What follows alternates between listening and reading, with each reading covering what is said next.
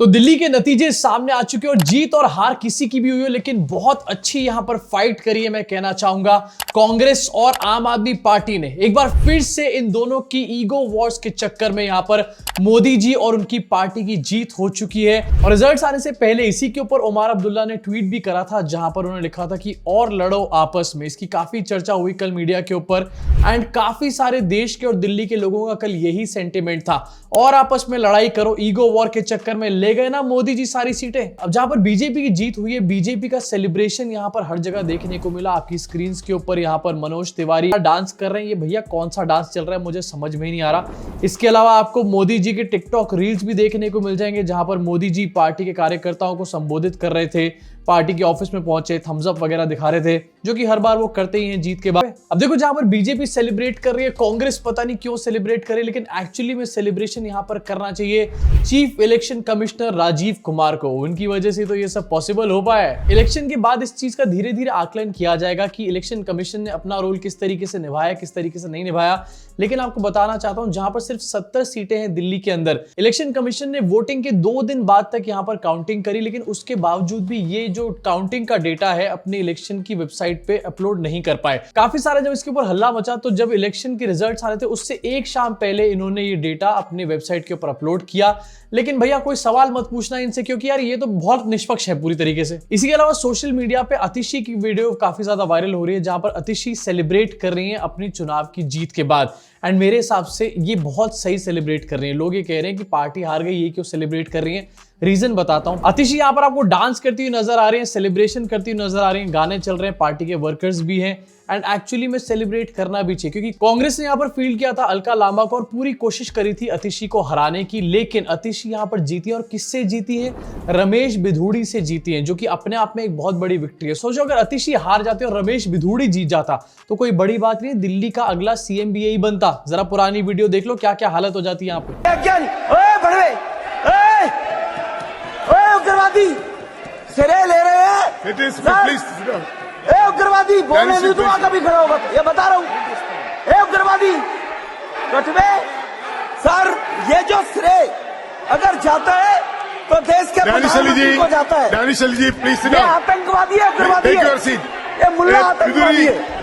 Yes, ये बंदा दिल्ली का सीएम बन सकता था, लेकिन अतिशी ने इसको हराने का काम किया। इसलिए अतिशी जो भी यहां पर सेलिब्रेशन कर रही है, मेरे हिसाब से पूरी तरीके से जस्टिफाइड है, और सेलिब्रेट करना चाहिए इनको।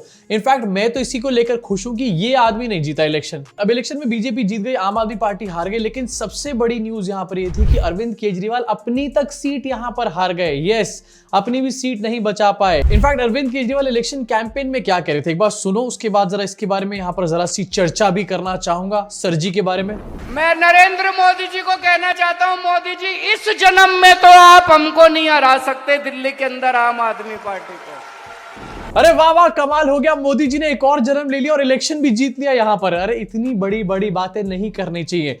देखो, सबसे बड़ी चीज पॉलिटिक्स में ये होती है कि आपके अंदर अगर एरोगेंसी आ गई, चाहे वो मोदी हो, चाहे वो अमित शाह हो, चाहे वो अरविंद केजरीवाल हो, चाहे वो राहुल गांधी हो, तो आपकी पॉलिटिक्स वहीं से खत्म होना शुरू हो जाती है। ऐसे में अरविंद केजरीवाल की जो एरोगेंस है, वो इस पूरे इलेक्शन कैंपेन में बार बार देखने को मिल रही थी। चाहे वो ये कहना हो कि मोदी जी इस जन्म में नहीं जीत सकते, अगले जन्म में लेना पड़ेगा उनको जीतने के लिए, या फिर ये बात बोलना हो कि परवेश वर्मा जो है उनको इसके बाद वो मेयर का टिकट दे दे मोदी जी। इस तरीके की बातों से एरोगेंसी झलक रही थी। मेरे हिसाब से अगर यहाँ पर अरविंद केजरीवाल ज्यादा काम करते कि उन्होंने जनता के लिए क्या क्या चीजें करी, अपनी उपलब्धियां गिनाने में ज्यादा बातें करते, तो उनको इसका ज्यादा फायदा मिलता। एरोगेंसी दिखाने से कुछ नहीं मिला, ठन ठन गोपाल हो गया यहाँ पे। अब जहां पर हार का तो पूरी तरीके से माहौल है, लेकिन कांग्रेस के कार्यकर्ता और इनके सोशल मीडिया के जो IT सेल के लोग हैं, इनके अंदर बहुत तगड़ा माहौल है। ये सोच रहे हैं कि संदीप दीक्षित ने बदला ले लिया है अरविंद केजरीवाल से। आपको दिखाना चाहूंगा, ये अमोक नाम का एक ट्विटर अकाउंट है, जो कि कांग्रेस IT सेल का एक बहुत बड़ा पार्ट है। जैसे कि बीजेपी का IT सेल है, कांग्रेस का, आम आदमी पार्टी का, सब पार्टियों का अलग अलग IT सेल है।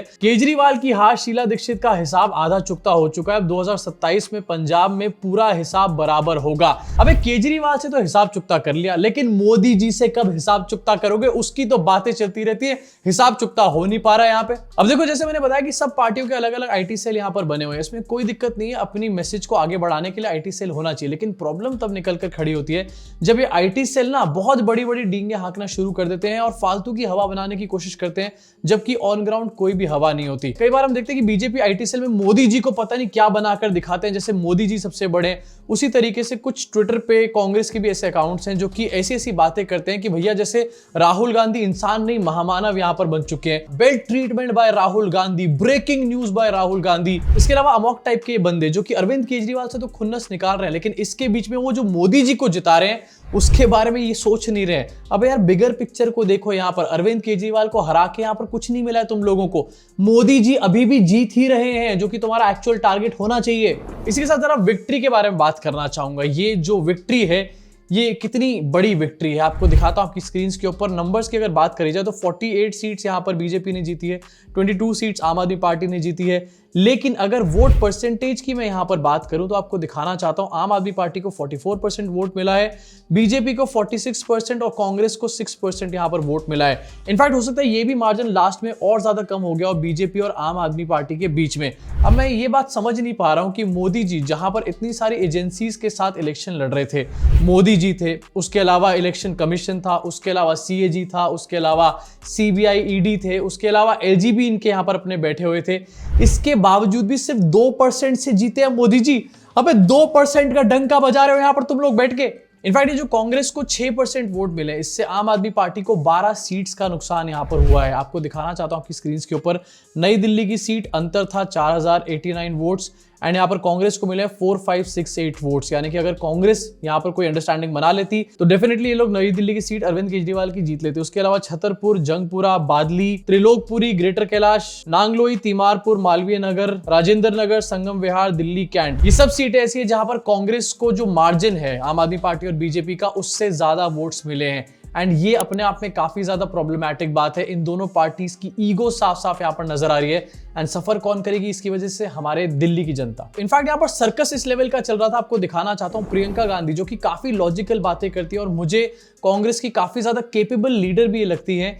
उन्होंने क्या बोला निकल करके जिस टाइम पर आम आदमी पार्टी हार रही थी, कांग्रेस तो 0 पे थी उस टाइम पर। आपको दिखाना चाहता हूं, कहती है मुझे कुछ पता ही नहीं, मैंने अभी तक रिजल्ट्स देखे नहीं है। एक विधानसभा चुनाव के रिजल्ट आ रहे हैं, वो भी दिल्ली के रिजल्ट आ रहे हैं और कांग्रेस की इतनी बड़ी लीडर ऐसी बात बोल रही है। इससे साफ पता चलता है कि इन लोगों की इंटेंशन यहां पर चुनाव लड़ने की नहीं थी, अरविंद केजरीवाल को सीन से बाहर करने की थी।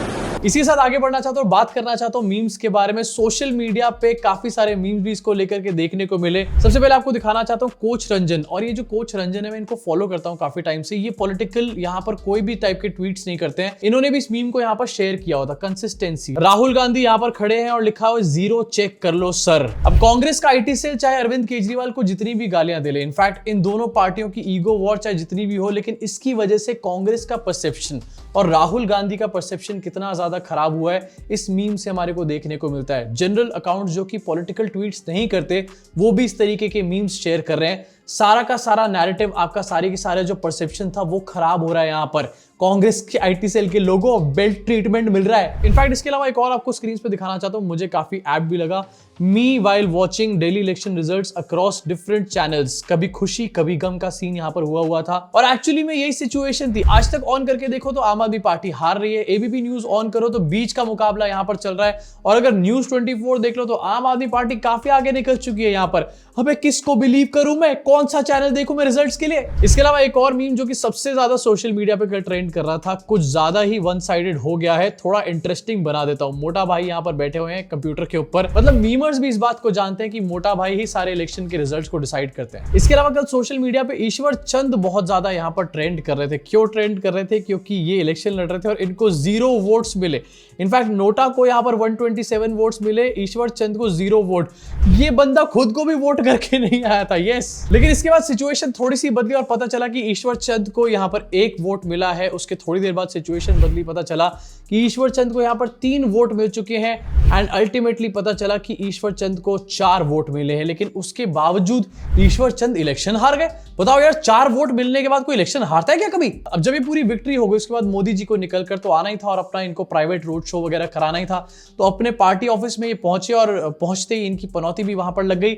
लेकिन उससे पहले इन्होंने क्या बोला ये आपको सुनवाना चाहता हूं, क्योंकि क्या करने वाले हैं आने वाले टाइम में एंड आम आदमी पार्टी का और अरविंद केजरीवाल का फ्यूचर क्या यहां पर होने वाला है ये यहां पर मोदी जी ने रिपोर्ट को टेबल किया जाएगा और जिन्होंने लूटा होगा उनको लौटाना पड़ेगा। इन शॉर्ट यहां पर सबको अच्छे तरीके से फ्रेम किया जाएगा, पकड़ पकड़ के टारगेट किया जाएगा और उसके बाद लोगों को जेल में डाला जाएगा। मोदी जी थैंक यू अपने पहले से प्लान्स बताने के लिए। अब अरविंद केजरीवाल अपनी पहले से स्ट्रैटेजी भी यहां पर बना सकते हैं। इसके अलावा आपको दिखाना चाहता हूं, पनौती भी लगी, मतलब इलेक्शन जीतने के बाद पनौती इनकी लगनी जरूरी होती है। मोदी जी जब पहुंचे अपने पार्टी ऑफिस, वहां पर उनको जब माला पहनाई गई बहुत बड़ी, तो उस टाइम पर लाइट्स ऑफ हो गई एकदम से।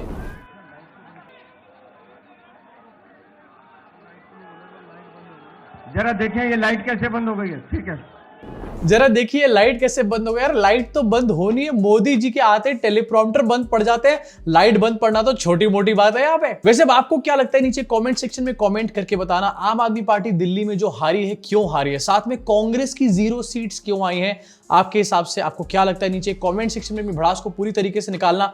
एंड लीडर चाहे जो भी हो यार, आपसे कहना चाहता हूं अंधभक्ति किसी की भी नहीं करनी चाहिए, चाहे फिर वो मोदी जी हो, अरविंद केजरीवाल हो, राहुल गांधी हो, प्रियंका गांधी हो, ये सब के सब पॉलिटिकल लीडर्स हैं। इनको अपना बाप नहीं बनाना चाहिए किसी भी तरीके से। अगर ये सही करते हैं तो इनके लिए तालियां बजनी चाहिए और अगर ये गलत करते हैं तो इनको क्रिटिसाइज भी करना चाहिए। प्लीज अपनी आदत अगर आपकी ऐसी नहीं है तो इसको बदलो, क्योंकि अगर ऐसा नहीं करोगे तो इससे लॉस पता है किसका होगा, हमारे देश का होगा। नीचे बताना जरूर कमेंट सेक्शन में कि आपके हिसाब से क्यों यहां पर जीत हुई, क्यों हार हुई। एंड ये भी बताना कि आपको क्या लगता है कि कौन बनेगा दिल्ली का अगला मुख्यमंत्री। जीत तो ये लोग गए हैं, लेकिन डिसाइड कैसे करेंगे चीजा।